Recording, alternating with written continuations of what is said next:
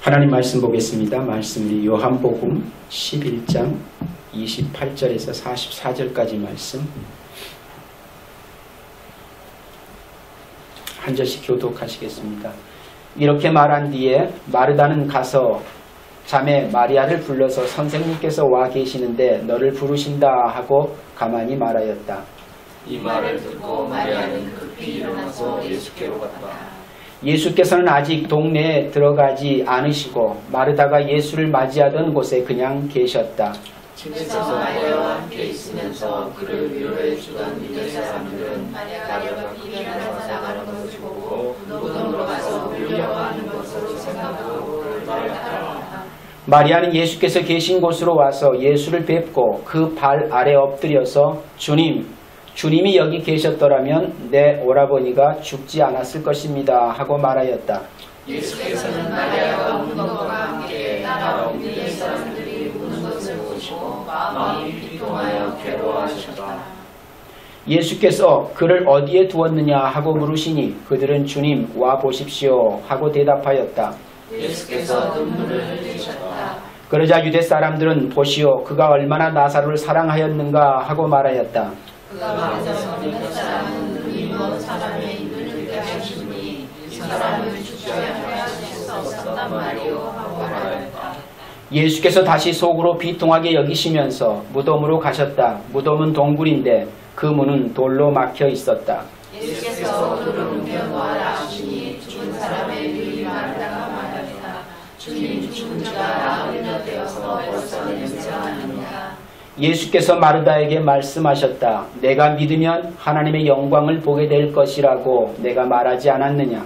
사람들이 그 돌을 옮겨 놓았다. 예수께서 하늘을 바라보시고 말씀하셨다. 아버지 내 말을 들어주신 것을 감사드립니다. 나는 아버지께서 언제나 내 말을 들어주시는 줄 압니다. 그런데도 이렇게 말씀드리는 것은 둘러선 무리에게 아버지께서 나를 보내신 것을 믿게 하려는 것입니다. 이렇게 말씀하신 뒤에 큰 소리로 나사로야 나오너라 하고 외치시니 같이 읽습니다. 죽었던 사람이 나왔다. 손발은 천으로 감겨있고 얼굴은 수건으로 싸매어 있었다. 예수께서 그들에게 그를 풀어주어서 가게 하여라 하고 말씀하셨다. 아멘.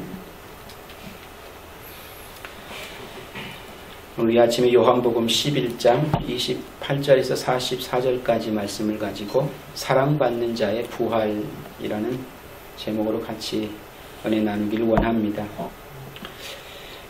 한 주간의 삶을 살면서 주님께서 기대하시는 그 바른 신앙 고백이 생각하는 대로 잘 고백이 되던가요? 우리가 지난주에 마르다의 신앙 고백을 볼 수가 있었습니다. 주는 그리스도시요 세상에 오시는 하나님의 아들이신 줄을 내가 믿나이다.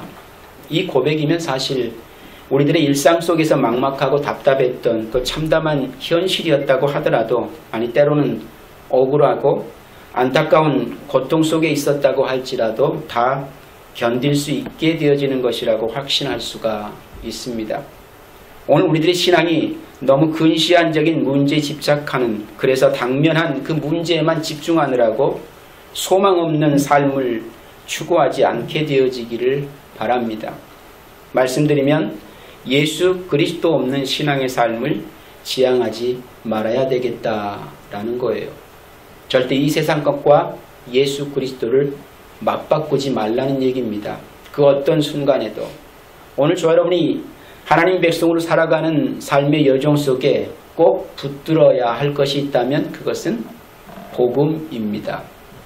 예수 그리스도를 붙드는 것이 저와 여러분이 사는 길이지 다른 걸 붙드는 것은 사망으로 가는 길이기 때문에 다른 그 어떤 것도 예수 그리스도를 대신해 줄 수 없다고 하는 사실을 분명히 기억했으면 좋겠다는 얘기입니다. 아무리 살아가는 우리의 삶의 현실이 막막하고 앞이 암담하고 미래가 보이지 아니할지라도 저 여러분이 붙들어야 할 것은 예수 그리스도이십니다. 그분을 붙들어야 사는 것이지 다른 걸 붙들어서는 결코 여러분에게 생명이 선물로 주어질 수 없다고 하는 현실을 분명히 기억했으면 좋겠다라는 겁니다. 또 한 가지 우리에게 중요한 이슈가 있는데 그것은 붙들 수 있는 기회가 그렇게 많지 않다라는 것도 꼭 기억하며 살았으면 좋겠습니다. 앞으로 우리가 살 날이 많다고 해서 그 주님을 붙들 수 있는 기회가 많다고 여기지는 마십시오. 저와 여러분의 인생은 하나님의 손 안에 있습니다. 아무리 살 날이 많은 인생인 것처럼 보일지 모르겠지만 그 예수 그리스도를 나의 구주로 믿을 수 있는 시간은 찰나입니다. 순간이라는 거예요. 그 주님만을 생각하며 살 수 있는 시간은 그렇게 많지 않습니다. 여러분이 그동안 살아보셔서 알 거 아닙니까? 365일의 그 긴 시간을 사는 동안에 주님을 얼마나 생각하고 삽니까? 사실 그렇게 주님 생각하는 시간 많지 않습니다. 그리고 그 주님 붙들며 사는 시간 많지 않습니다. 대부분의 모든 시간들이 다 어디로 흘러갑니까? 나만을 위해 허비하고 소진하는 시간으로 빼앗길 때가 너무나 많다고 하는 현실을 절실하게 실감하며 살아가는 우리의 삶의 여정 아닙니까? 왜 그렇게 인생이 고달픈가라고 들여다봤더니 어떻게 하면 이 세상에서 한번 잘 살아볼까라는 고민 때문에 그런 것 같습니다. 그 주님 때문에 행복해하는 시간보다도 이 세상 속에서 어떻게 하면 내 삶을 좀 더 풍요롭게 잘 살아볼까라는 고민 때문에 저와 여러분의 삶이 그렇게 고달픈 것 같습니다. 이렇게 얘기하면 또 그러면 우리의 삶도 중요한데 어떻게 주님만을 바라보고 살 수 있겠습니까? 라고 얘기할지 모르겠지만 주님으로 만족한 삶을 지향하며 살라는 얘기입니다. 삶을 불성실하게 살라는 얘기도 아닙니다. 우리의 삶 속에 그 주님으로 확 채워져가는 삶으로 그렇게 좀 우리의 인생의 가치관이 바뀌어져 가야 된다는 얘기입니다. 적어도 내가 성도라면, 내가 하나님의 백성이라면. 그래서 우리의 삶 속에 가장 이슈가 될 때마다 고백할 믿음의 신앙 고백이 있다면 그것이 무엇이겠습니까? 주는 그리스도시요 세상에 오시는 하나님의 아들이신 줄 내가 믿습니다입니다. 이것이 저와 여러분이 이 세상 속에 쉼없이 밀려오는 유혹으로부터 저와 여러분을 안전하게 지킬 수 있는 유일한 키가 되어집니다. 이 고백으로 사시는 것이 성도의 삶입니다. 그리고 이 고백으로 영원한 생명을 보장받을 수가 있다고 하는 것도 여러분 꼭 기억하시면서 살았으면 좋겠다라는 기대를 해봅니다. 오늘 아침에는 같은 본문 11장 28절 44절의 말씀을 가지고 사랑받는 자의 부활에 대해서 한번 살펴보기를 원합니다. 드디어 오늘 예수 그리스도는 믿는 믿음의 실제적인 부활이 어떻게 주어지는지를 확인할 수 있는 현장이기도 합니다. 그리고 오늘 저와 여러분들에게 그 부활의 실체로 오신 예수 그리스도가 사망을 어떻게 정복하시고 부활의 영광이 되시는지를 나사로를 통해서 또한 보여주시는 그런 감격스러운 현장이기도 합니다. 근데 사실 이 본문을 매번 대하면서 우리가 그동안 느껴왔던 감정이 무엇인지는 모르겠지만 그렇게 큰 감동은 별로 받지 않아 보입니다. 그렇게 우리에 대한 하나님의 나라에 대한 소망이 별로 없기 때문에 죽은 나사로가 부활하는 그 사건 자체가 오늘 우리에게 큰 어떤 그 신경의 변화를 일으킬 만한 그런 대단한 이슈가 되지 못하는 것이 현실이 아닌가라는 생각도 가져볼 수가 있기 때문에 그렇습니다. 정말 그것이 내 인생의 획기적인 이슈가 되었다면 아마 우리가 이렇게 평범하게 살 수 있을까? 뜨겁지도 않고 차지도 않는 그 모습으로 살아갈 수가 있을까라는 생각을 해봅니다. 정말 이것이 감격스러운 현실이었고 정말 이것이 내 삶에 주어진 하나님의 선물이라고 느낀다면 얼마나 우리의 가슴이 뜨거워질 수 있을까라는 생각을 해보게 되어지기 때문에 그렇습니다.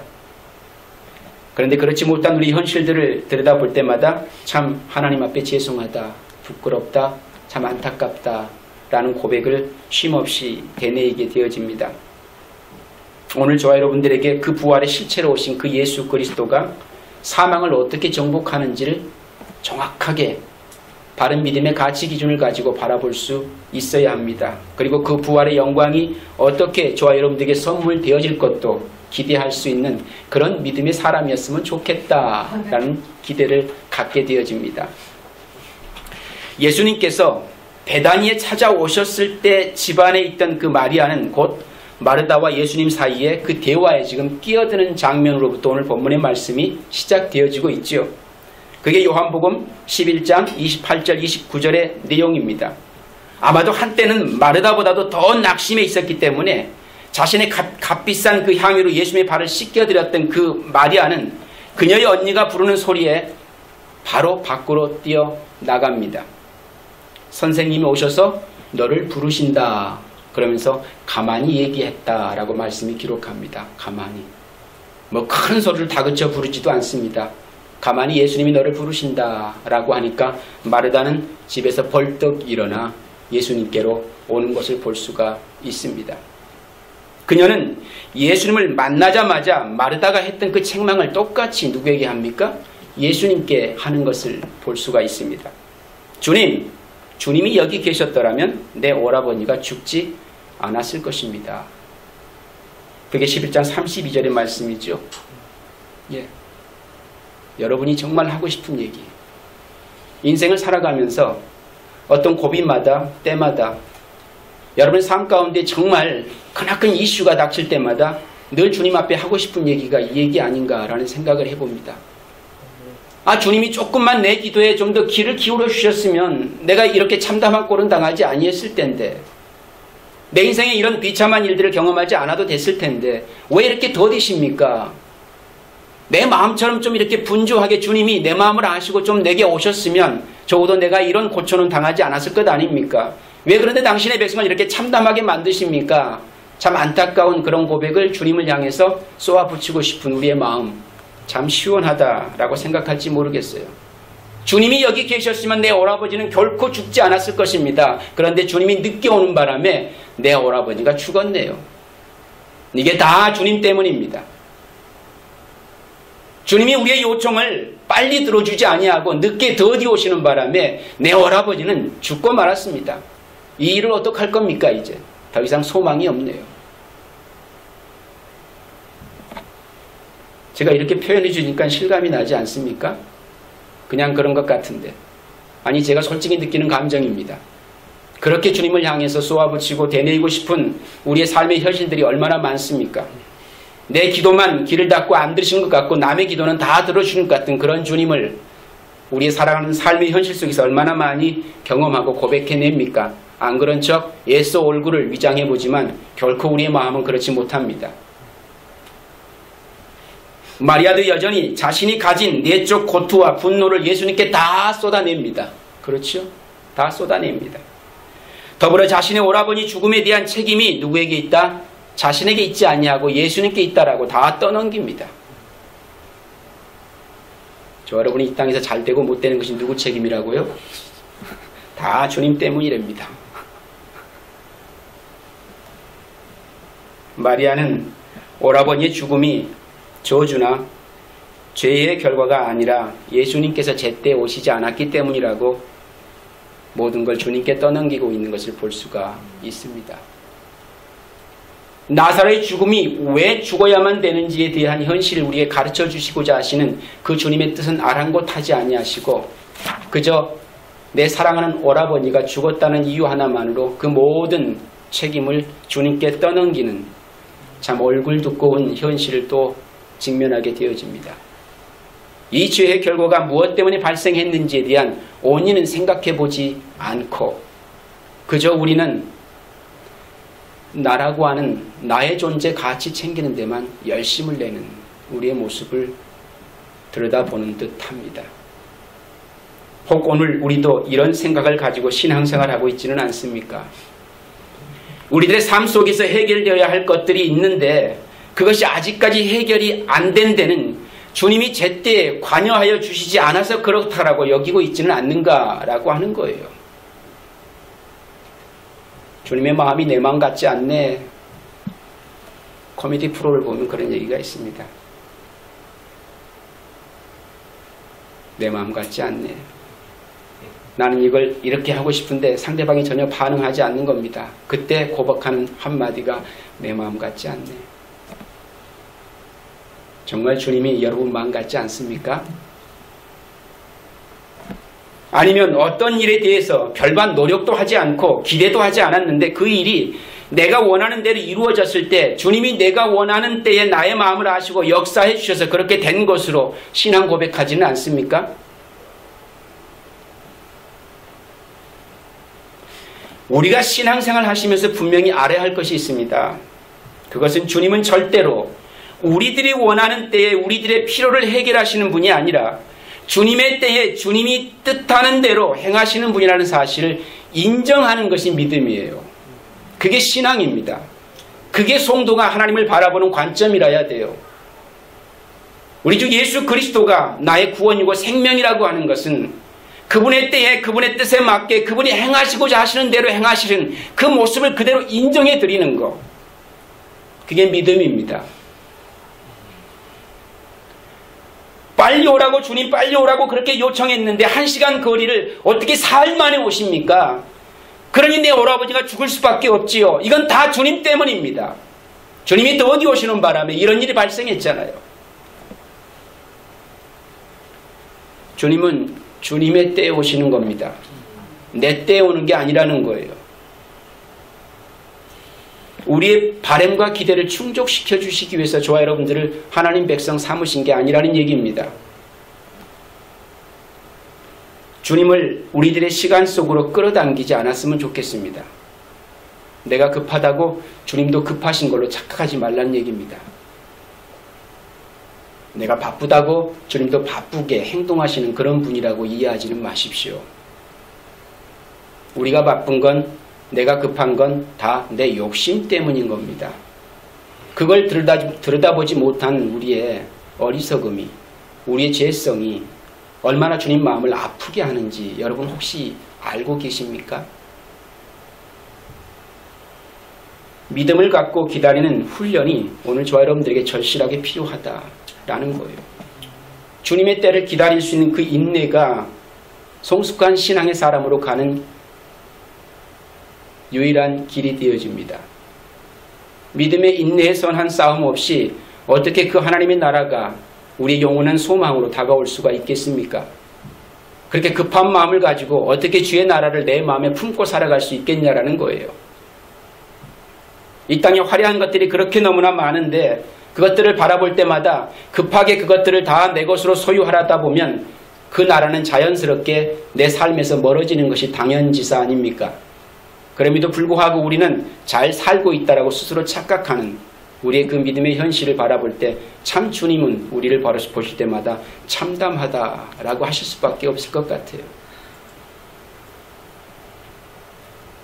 저와 여러분을 구원하시기 위해서 주님께서는 얼마나 오랜 시간 동안 그것을 계획하시고 시작하셨는지 너무나 잘 알고 계시지 않습니까? 이 세상이 있기도 이전에 주님은 이미 저와 여러분의 구원의 계획을 다 완료하시고 만들어 놓으셨던 그 주님, 그것이 이루어지고 완료되어지고 성취되는 그런 과정 속에 얼마나 많은 시간의 인내가 필요했습니까? 그런데 우리는 우리의 구원을 너무 쉽게 생각하는 것 같습니다. 믿음을 갖고 기다리는 훈련이 오늘 이 시대의 모든 그리스도인들에게 절실하게 필요하다. 우리 주변에 되어지는 삶의 환경과 정황들을 바라보면서 너무 쉽게 속단하지 마십시오. 그리고 판단도 불가합니다. 그렇게 우리가 의의 잣대를 가지고 뭔가를 결정하고 판단하고 그렇게 자로 잰 듯한 정의를 내릴 만치 저와 여러분들은 그렇게 의롭지 못합니다. 의롭지 못해요.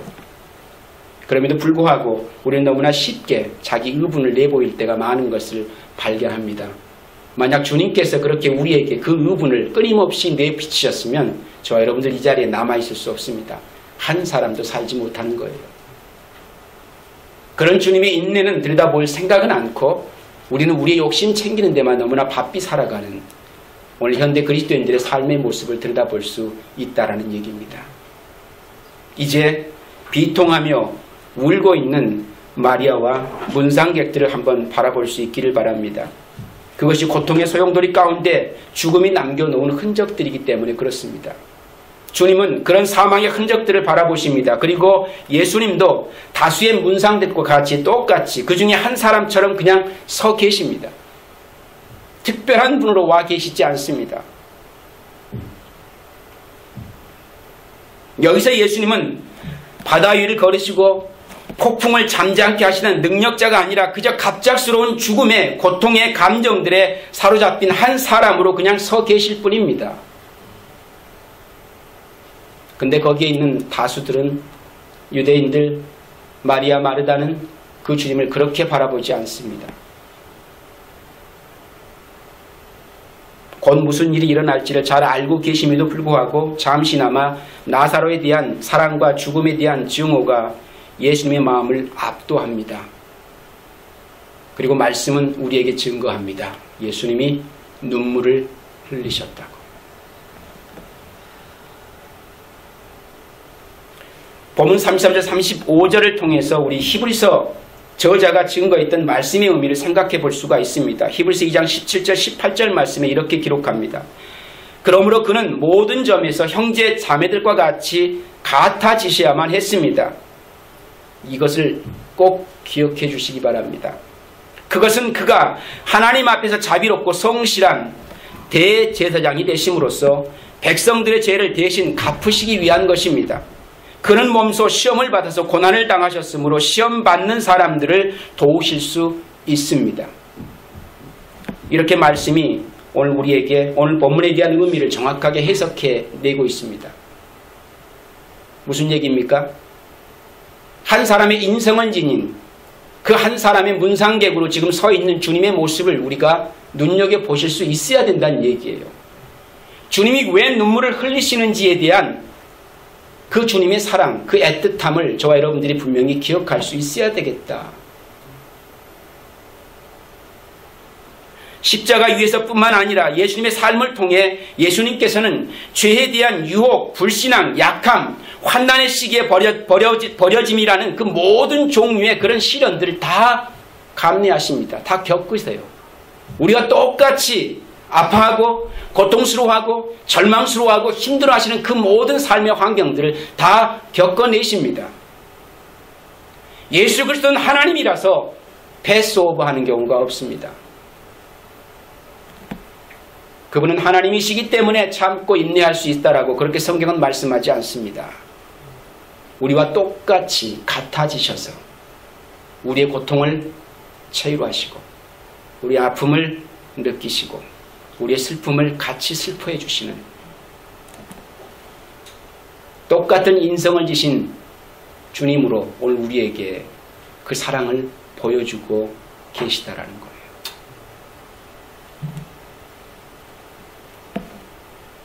그러나 우리에게는 하늘에 올라가신 위대한 대제사장이신 하나님의 아들 예수가 계십니다. 그러므로 우리의 신앙 고백을 굳게 지킵시다. 우리의 대제사장은 우리의 연약함을 동정하지 못하는 분이 아니십니다. 그는 모든 점에서 우리와 마찬가지로 시험을 받으셨지만 죄는 없으십니다. 그러므로 우리는 담대하게 은혜의 보좌로 나갑시다. 그리하여 우리가 자비를 받고 은혜를 힘입어 제때에 주시는 도움을 받도록 합시다. 히브리서 기자가 말하는 4장 14절 16절의 내용입니다.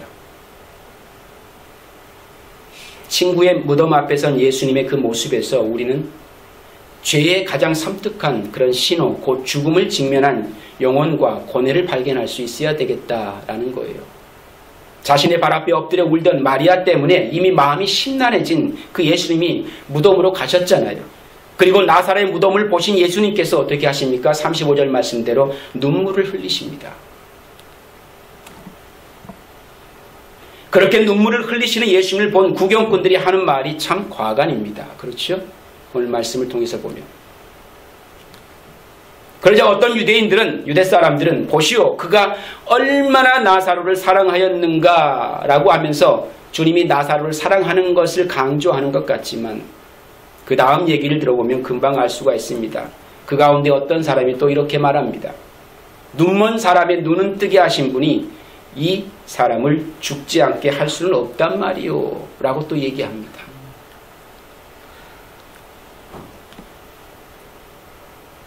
남들의 기도는 다 들어주면서 왜 내 기도만 안 들어주시는 거예요? 날 사랑하지 않는 거군요.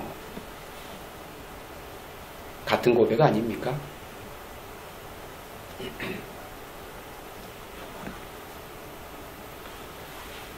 보셔서 알겠지만 유대인들이 예수님이 눈물을 흘리시는 걸 보고 감동받아 하는 말이 결코 아닙니다. 오히려 예수님을 비아냥거리는 거겠지요. 반대로 말하면 지금 예수님이 나사로를 사랑했던 것처럼 울고 있는 거라는 거예요. 가시고 위선이라는 얘기입니다. 저 눈물은 진짜가 아니라는 거예요. 그저 쇼하는 거라는 얘기입니다. 진짜로 나사로를 사랑했다면 소경의 눈을 뜨게 했던 그 능력으로 나사로의 병을 고쳐주셔서 죽지 않게 했어야 맞다라는 겁니다. 오늘 시대의 많은 현대 그리스도인들이 주님을 그렇게 요구합니다. 내가 믿는 주님은 그래야 맞다라는 거예요. 내 삶의 문제와 상황과 여건 속에서 내 아픔의 고충을 아시고 내가 바라고 소원하는 대로 내 기도를 들어 응답해야 된다라고. 그리고 그 기도가 응답되어지지 아니하면 주님이 나를 사랑하지 않는 걸로 그렇게 주님을 가차없이 매도하는 그런 현실들을 바라볼 수가 있더라라는 얘기입니다. 정말 그런 상황이 되어지고 있는 겁니까? 주님이 저와 여러분의 현실의 문제를 해결해 주시지 아니하면 주님이 여러분들을 사랑하지 않는 게 되는 건가요?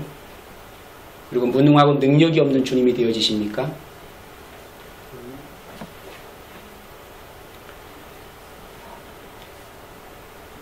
예수님은 나사로를 진정으로 사랑하는 것이 아니라고 말하고 있는 이들의 모습 속에서 오늘 우리의 잘못된 신앙의 고백을 또 한 번 생각하게 되어집니다.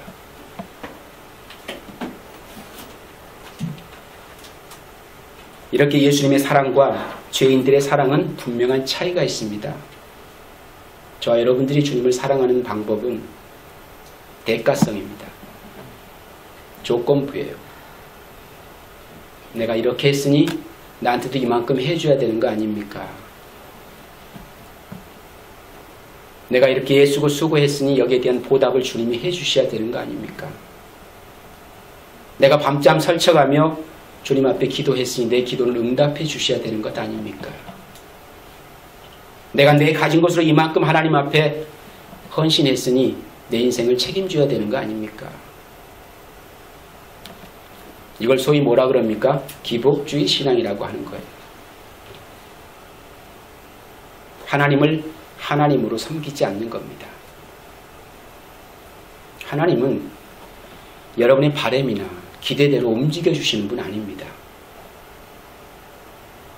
하나님은 저와 여러분을 이 세상 가운데 복음의 진리를 드러내기 위해서 당신의 도구로 들어 사용하시기 위해서 저와 여러분들을 구원해 주신 거예요. 근데 우리는 그 구원에 감사하며 감격하기는 커녕 오히려 그 하나님을 내 하수인처럼 부리려고 하는 그런 신앙의 모습이 얼마나 많은지 모릅니다. 그걸 믿음이라고요. 우리가 했던 모든 믿음의 고백은 내 바람과 기대가 성취되어지면 그게 믿음의 결과이고 내 바람과 기대가 충족되지 아니하면 믿음 없는 것으로 치부하는 것이 어떻게 믿음이 될 수 있겠습니까? 그건 믿음 아닌 거예요. 내 욕심 따라 믿음이 있고 없고가 결정되어진다면 그 믿음은 생명이 아니라 사망인 것입니다. 그건 생명이 아니라 사망인 거예요. 믿음은 우리의 현실의 삶과 상황과 정황과 아무런 관계없이 여전히 믿음으로 저와 여러분을 구원해낼 수 있는 것이라야 합니다. 내 삶과 삶의 정황과 아무런 관계없이 여러분의 삶에 참 만족과 기쁨과 행복을 보증할 수 있는 것이라야 합니다. 그게 믿음입니다. 그 믿음은 오늘 저와 여러분들에게 영원한 생명을 보증하고 있는 거예요. 그게 믿음입니다. 우리의 삶의 정황에 따라 변질되고 바뀌어지는 것이 아니라는 얘기입니다. 내 소원이 성취되고 안 되고에 따라서 그 믿음이 있고 없고가 나누어지는 것이 아니라는 얘기입니다. 믿음은 예수 그리스도로 내 삶의 영생을 보증하는 것이기 때문에 우리의 그 무엇과도 대체할 수 없는 거라는 얘기입니다. 오늘 주님께서는 그 믿음을 그들에게 안겨주시기 위해서 오늘 베다니에 오신 거예요. 그 믿음을 알려주시기 위해서, 그 믿음을 보여주시기 위해서 베다니에 오셨습니다. 예수님의 눈물은 화가 나서 흘리는 눈물도 아니고 어차피 살려내실 나사로가 불쌍해서 우시는 것도 아닙니다. 인간적인 연민 때문에 그러고 있는 게 아니라는 걸 아셔야 돼요. 예수님이 마리아와 마르다 그리고 유대인들의 눈물에 동참하시는 것입니다. 같이 동참하는 거예요. 그들과 똑같이 되어지시는 것입니다. 그게 인성을 가지신 주님의 모습이니까. 우리의 고통이나 주님의 고통이나 같은 거예요. 사랑하는 자를 잃어버린 현실 앞에 그 죽음이 빼앗아간 그 현실을 바라보면서 눈물을 흘릴 수밖에 없는 현실인 것입니다. 사망에 사로잡혀 사망의 증상들을 겪어내며 눈물을 흘리고 있는 당신의 백성들의 눈물에 동참하고 계시는 것입니다. 여기서 예수님의 완전한 인성을 확인할 수가 있는 거예요. 우리와 같이 되신 예수님의 모습이라는 얘기입니다. 누구의 말처럼? 히브리서의 기자처럼 인생의 절망에 직접 참여하시는 것입니다. 그리고 사망을 책망하십니다. 그렇죠? 사망을 책망하세요. 33절에서 분통이 여기고 민망히 여기셨다라고 하는 그 의미는 헬라의 단어를 살펴보게 되어지면 그냥 다분히 화내시는 것 아니에요. 안타까워하는 것 아닙니다. 그 사망을 책망하고 계십니다. 그 사망을 책망하세요. 강한 분노와 불쾌감으로 호되게 꾸짖는 것입니다. 이 사망아 내가 누구길래 감히 내 사랑하는 자를 빼앗아가냐는 거예요. 나는 그걸 두고 볼 수 없다라는 얘기입니다. 그게 주님의 사랑의 마음입니다. 이 땅의 성도 한 사람도 내 사랑에서 빼앗아갈 자가 없다. 네가 사망일지라도 결코 내 사랑하는 자를 빼앗아가서는 안 된다. 그게 분통이 여기고 민망히 여기셨다라는 표현인 겁니다.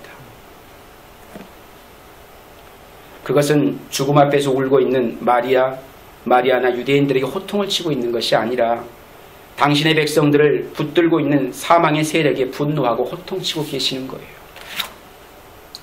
사실 성도들은 죽음에 대한 이해를 바로 가질 수 있어야 되겠습니다. 오늘 저와 여러분들도 죽음에 대한 이해를 바르게 정립이 되어야만 합니다.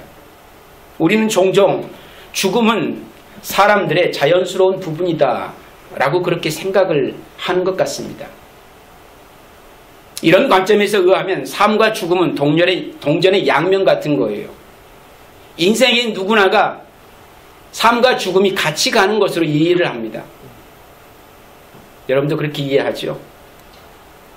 한 번 살면 한 번 죽는 것은 당연한 것이라고 생각을 하지 않습니까? 그렇지요? 그래서 죽음은 자연스러운 것입니다. 여러분이 생각할 때. 그러나 성경은 정반대의 진리를 가르칩니다.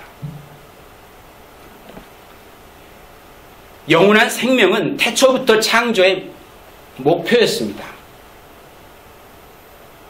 하나님과 영원히 함께하는 삶을 목적으로 피조물인 사람을 지으셨기 때문에 원래 하나님의 목적은 죽음 없는 인생을 지으신 거예요. 거기에 목적이 있었습니다. 그리고 영원히 그들과 함께하기를 원하셨었어요. 근데 죽음, 그 사망이 어떻게 오게 됐습니까? 죄로 말미암아 들어왔지 않습니까? 원래 죽음은 우리 인생에게 자연스러운 게 아니었어요. 죄 때문에 부여되어진 것입니다.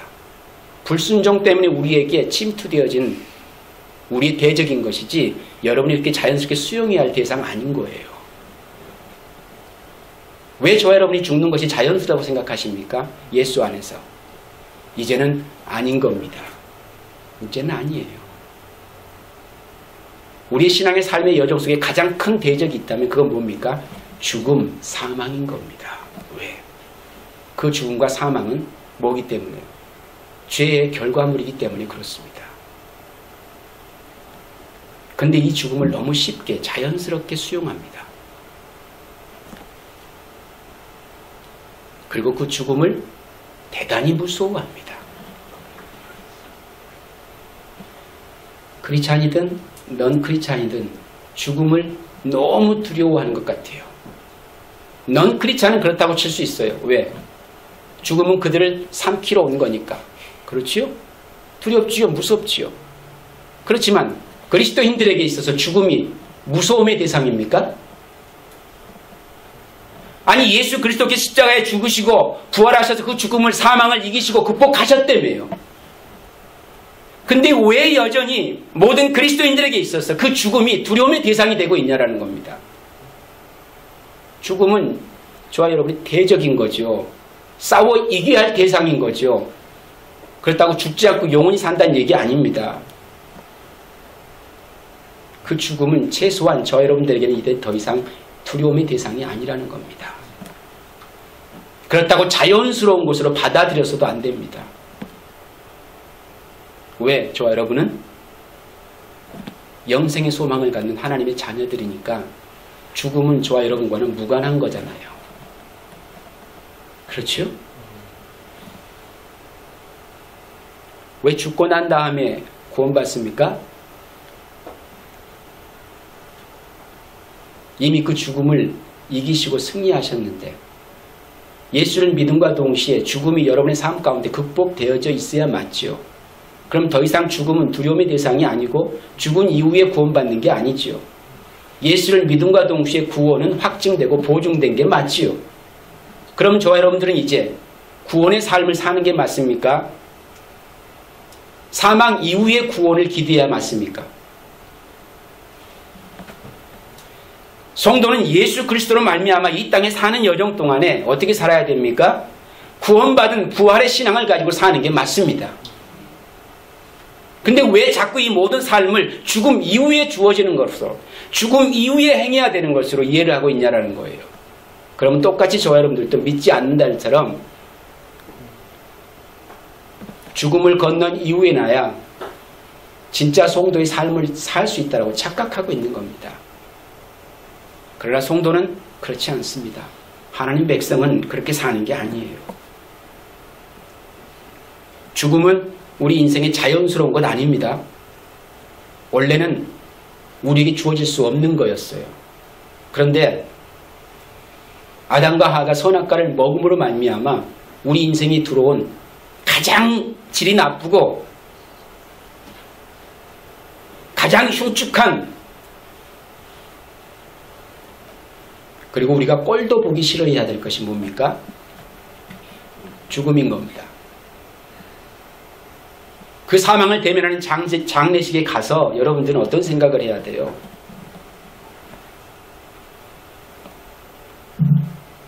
어떤 생각을 해야 되겠습니까?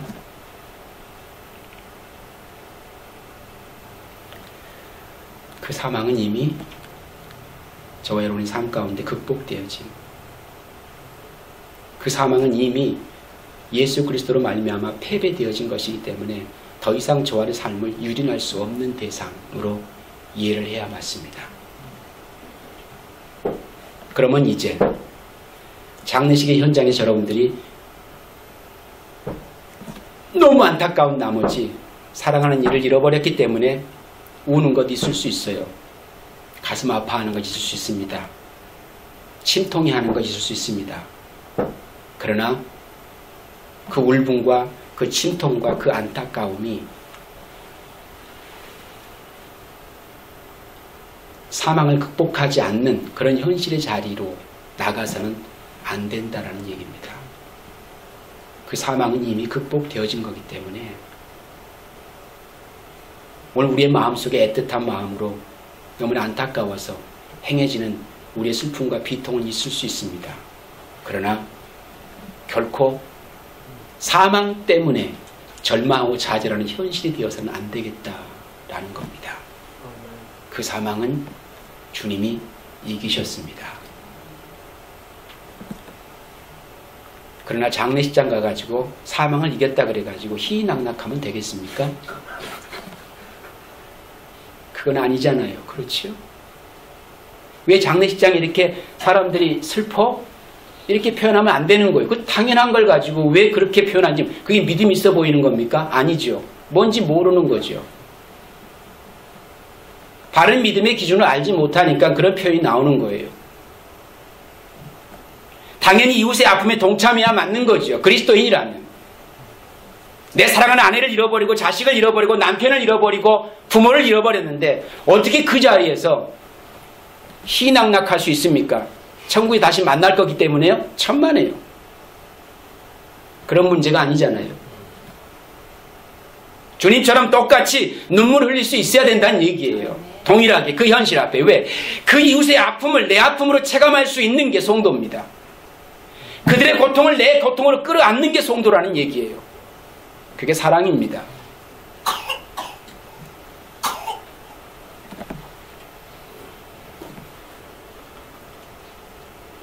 그래서 예수님은 그 죽음 앞에서 환희가 아닌 비통함을 드러내고 있는 겁니다.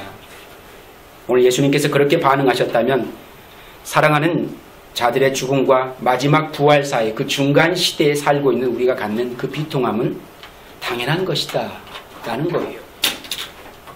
우리 성도들은 소망 없는 다른 이들과 같이 슬퍼하지 않아야 합니다. 소망이 없는 슬픔은 여러분 가지시면 안 돼요. 내 사랑하는 남편을 잃어버렸다 그래가지고 아무런 소망도 기대하지 않는 그저 그냥 절망뿐입니다. 그런 비통과 그런 참담함은 보여서는 안 된다는 얘기입니다. 무슨 얘기인 줄 아시겠죠? 왜? 그 현장에서도 여전히 우리의 소망은 변하지 않습니다.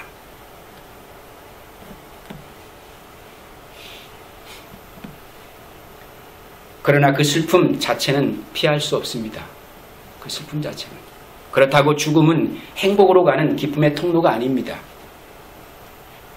죽음은 저와 여러분들의 대적입니다. 그걸 아셔야 돼요. 죽음은 우리를 무덤 속에서 계속해서 가두어 놓으려고 하는 그 무시무시한 대적이라는 사실을 분명히 기억했으면 좋겠다. 사실 죽음은 그 독침은 제거가 되었잖아요. 그렇지요? 그렇지만 그 상처의 흔적이 여전히 우리 가운데 남아있다는 얘기입니다.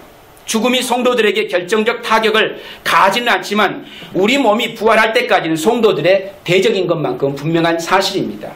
그리고 이 죽음의 가장 큰 대적이 누군 줄 아십니까? 하나님입니다. 하나님이요.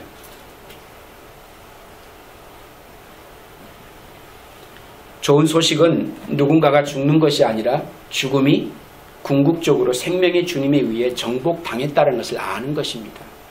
그게 좋은 소식이에요. 이 세상의 그 어떤 것도 이 세상 속에 뭐가 많습니까? 낙관주의라는 게 있지요. 그리고 비관주의도 있습니다. 또 감상주의도 있습니다. 그리고 또 스토아주의도 있습니다. 이것이 세상에 둘러싸고 있는 모든 이념인데 이 이념 속에서는 결코 발견할 수 없는 것이 있어요. 그게 뭔지 아십니까? 그 무덤 근처에서 무슨 일이 일어나는지 결코 이것들은 말해주지 못합니다. 그런데 그것을 정확하게 우리에게 알려주는 것이 있습니다. 오직 예수님이 십자가와 부활이 우리에게 그 사건의 의미를 밝혀주고 있기 때문이라고 하는 것. 그리고 예수님께서는 죽은 지 나흘이 된 나사로의 무덤을 열고 어떻게 하십니까? 나오게 하십니다.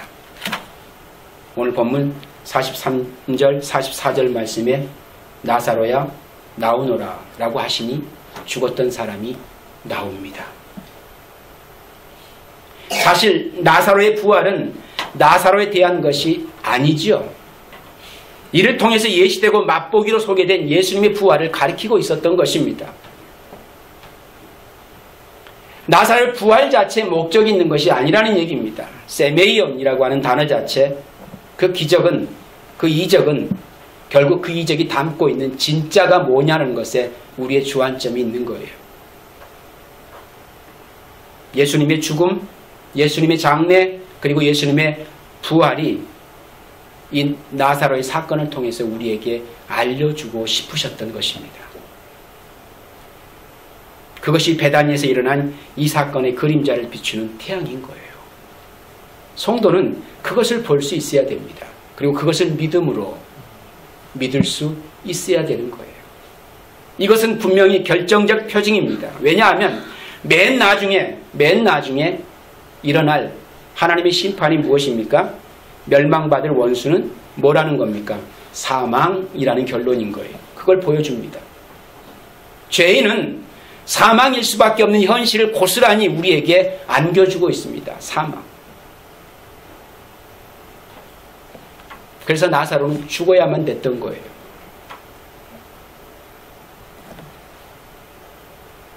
근데 아무도 그 현장에서 그 사망을 들여다보지 못합니다.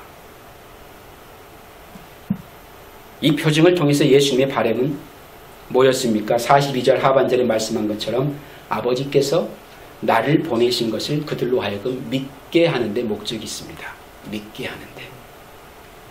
믿음을 갖게 하는 데 목적이 있었어요. 그리고 45절에 보시면 많은 이들이 믿었다라고 되어 있지요. 그런데 또 상반된 내용이 나옵니다. 반면에 다른 많은 이들이 예수를 죽이고자 했다라고 말씀이 기록합니다. 뭡니까? 복음을 들어도 자기 의지대로 믿고 믿지 않을 수 있는 게 아니라는 사실을 아셔야 돼요. 믿습니다. 내가 믿겠다라고 발버둥 친다고 믿어지는 게 복음 아닙니다. 나는 절대 안 믿을 거야 라고 내가 거부한다고 그 복음이 또 거부되는 것도 아닙니다.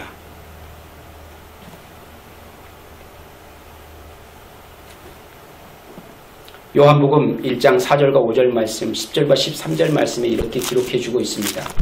이 세상은 주님을 알지 못하는 이 세상은 어두움은 어떻게 그 주님을 반기는지 정확하게 보여주고 있는 내용입니다. 요한복음 1장 4절과 5절 말씀에 이렇게 기록합니다. 그에게 생명을 얻었으니 그 생명은 사람의 빛이었다. 그 빛이 어둠 속에 비치니 어둠이 그 빛을 이기지 못하였다. 이렇게 말씀이 기록합니다. 그리고 10절 13절 말씀에 그는 세상에 계셨다. 세상이 그로 말미암아 생겨났는데도 세상은 그를 알아보지 못하였다. 그가 자기 땅에 오셨으나 그 백성은 그를 맞아들이지 않았다. 그러나 그를 맞아들인 사람들 곧 그 이름을 믿는 사람들에게는 하나님의 자녀가 되는 특권을 주셨다.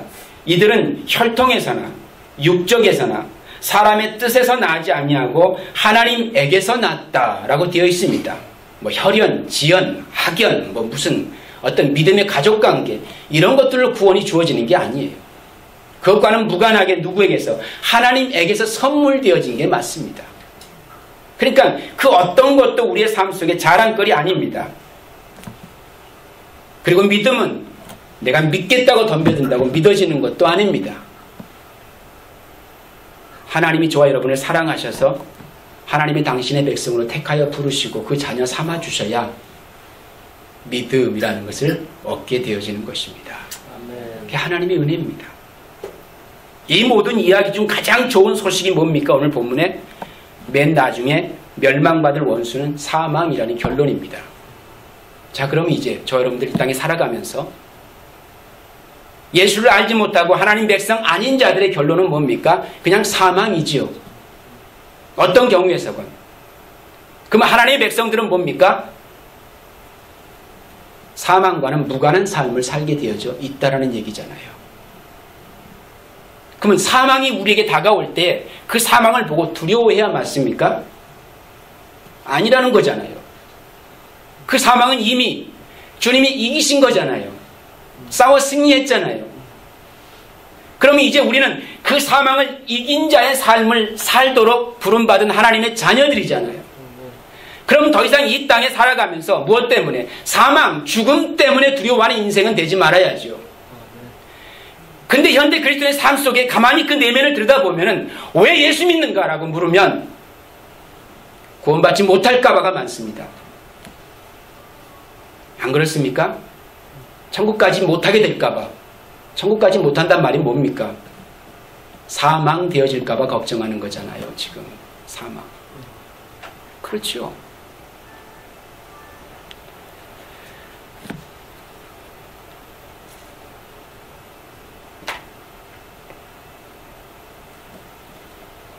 오늘 성도의 삶 속에 더 이상 사망은 저 여러분의 두려움의 대상이 아닙니다. 그리고 사망은 자연스러운 게 아닙니다. 그 사망은 언젠가 한번 내가 겪어야 될 그런 대상이 아니라 그 사망은 극복하고 이겨내야 할 대상인 거죠. 죽음에 대한 이해를 잘 하시라는 얘기입니다. 성도가 이 땅에 살아가면서. 영생의 소망을 가진 성도들의 삶 속에서 이것도 구분 못하고 신앙생활을 하고 있다면 우리의 모든 신앙의 근거지는 어디 있습니까? 내가 주일날 교회 나오는 것도, 내가 하나님 말씀 보는 것도, 내가 교회 앞에 헌금하는 것도, 그 모든 행위들이 다 어디에 있습니까? 남보다 나은 구원 받아보겠다고 애쓰는 정도의 수준입니다. 그렇잖아요. 그걸 위해서 그렇게 애쓰십니까? 아니에요. 성도는 그것 때문에 하는 것이 아니라 저 여러분에게 보증되어진 그 영생의 소망이 온전히 나의 소망인 것을 이 세상 속에 드러내기 위해서 그렇게 애쓰고 수고하는 것이 되어야 합니다. 그게 성도의 신앙생활이고 그게 믿음을 고백하는 성도의 삶 속에 나타나져야 될 삶의 모습이기 때문에 그런 것입니다. 구원받기 위해서 투쟁하는, 구원받기 위해서 남이 보라고 뭔가 행하는 이런 어리석고 이런 수준 낮고 이런 모습의 신앙의 삶을 영위하지 않았으면 좋겠다라는 기대를 해보게 되어집니다. 이것은 맨 나중에 멸망받은 원수들의 사망을 지금 보여주고 계시기 때문에 이것은 예수님께서 우리의 완전한 구속과 영화를 위해 이 땅에서 당신의 모든 사명을 완성하셨다고 하는 그 의미이기도 합니다. 완료되어진 거예요. 여러분이 헬라어 히브리어를 좀 더 아시면 정확하게 왜 그것이 완료되었는지 알겠지만 적어도 그냥 그렇게 아시면 돼요. 이미 하나님의 구원의 모든 과정은 완료되어져 있습니다. 그리고 저와 여러분들은 완료되어진 삶을 살아가고 있는 거고요. 그래서 그리스도의 사랑에서 그 어떤 누구도 그리스도의 사랑 안에 있는 자들은 그 어떤 죽음의 세력도 그를 빼앗아갈 수가 없는 거예요. 그래서 로마서 기자의 고백 아닙니까? 바울의 고백. 그렇죠? 그 사랑 안에서 빼앗아갈 자가 없다고 말씀하고 있습니다. 죽음은 생명으로의 관문이 아닙니다. 여러분, 내가 죽고 난 다음에 천국 가야지 이거 아니라는 얘기예요. 죽음은 여러분이 극복해야 될 대상입니다. 여러분의 대적이라는 거예요. 믿음의 대적. 우리를 공포스럽게 하고 우리를 두렵게 하고 그래서 그것을 피하기 위해서 아니 그 너머의 삶을 내가 보증받기 위해서 애쓰고 수고하는 그런 신앙생활 하지 말라는 얘기입니다. 오늘 지금 하나님 백성으로 부활의 소망을 가진 그 백성으로 영생의 소망을 가진 그 백성으로 새하늘과 새 땅이 나에게 보장되어진 약속되어진 그 땅에서 영원히 하나님과 함께 할 수 있다고 하는 그 기대와 바람과 소원을 가지고 오늘 안개 같은 나그네 같은 이 땅의 인생의 삶을 살아가고 있는 것이 하나님 백성들의 삶인 겁니다.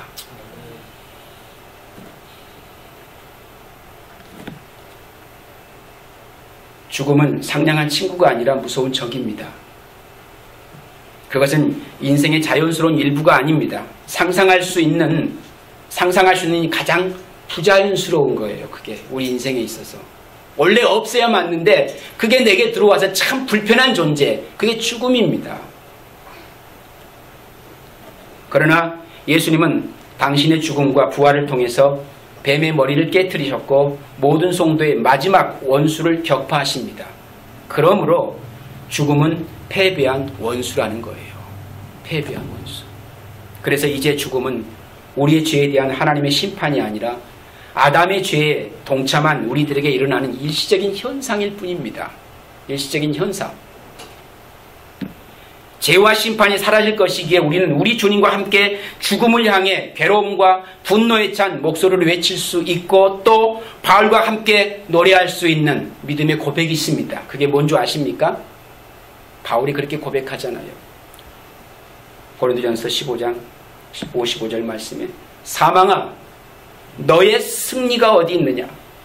사망아 내가 쏘는 것이 어디 있느냐? 난 더 이상 내가 두렵지 않다라는 겁니다. 너는 이미 내게 진 거야. 너는 이미 나에게 패배한 거잖아. 근데 왜 지금 네가 나를 와서 나를 삼키려고 하니? 너는 그럴 대상이 못 되지. 네가 삼켜야 할 대상은 따로 있는 거야. 성도는 그 고백을, 그 그 사망 앞에 살 수 있어야 된다는 거예요. 예수님께서는 마지막 원수를 만나 승리하셨고 사로잡힌 자들을 데리고 낙원으로 들어가셨습니다. 그리스도께서는 정말로 살아나셨잖아요. 우리가 걱정스러운 마음이 들 때가 있겠지만 그리스도께서는 분명히 살아나셨습니다. 그리고 그 안에 이제 저 여러분들이 참 기쁨의 소망을 가지고 살아갈 수 있게 되어진 하나님의 백성이라고 하는 거. 하나님의 백성이라고 하는 거. 이 자부심과 이 프라우드를 가지고 좀 성도의 삶을 좀 멋지게 살았으면 좋을 것 같아요. 멋지게. 저 여러분 인생의 삶 속에 뭔가 좀 화려한 것이 많이 입혀져 있지 않을지라도, 주어져 있지 않을지라도, 보증되어 있지 않을지라도, 내가 하나님 백성으로 살아간다고 하는 그 이유 하나만으로도 이 땅에 사는 동안 정말 프라우드하게 사십시오. 그 자부심과 긍지를 가지고 정말 힘차게 사시라는 얘기입니다. 성도라면, 그리스도인이라면, 하나님의 자녀라면 사망을 이긴 자에게 있어서 무엇이 두렵습니까? 무엇이 걱정입니까? 무엇이 안타까움이죠? 뭐가 그리 절망입니까? 뭐가 그리 힘듭니까? 뭐가 그리 낙심이 되어집니까? 소망 가지시고 힘차게 참 기쁨을 마음껏 누리시면서 해피하게 그렇게 저와 여러분의 삶을 살아가시기를 주님의 이름으로 당부를 드립니다. 기도하겠습니다.